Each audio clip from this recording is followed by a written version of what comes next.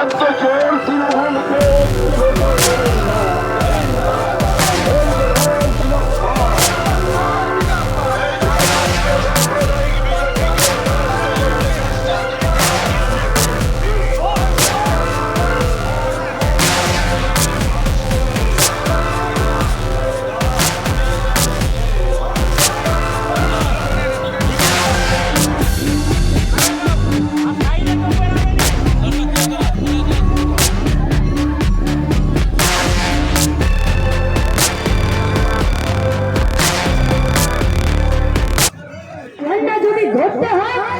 ঘর বাড়ি বেচে লাখ কোটি টাকা তৃণমূলের পকেটে ভরতে হবে।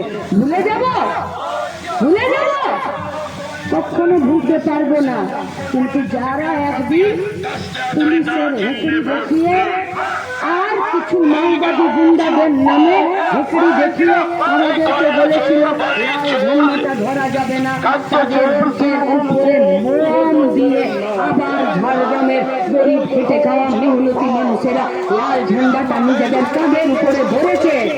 আর যাদের তৃণমূলের ঝান্ডাটা ধরাচ্ছিল তারা পায়খানার বাথরুমের কাছে রেখে দিয়েছে পায়খানাটা পরিষ্কার করার জন্য। তৃণমূলের ঝান্ডা তারা ধরছে না।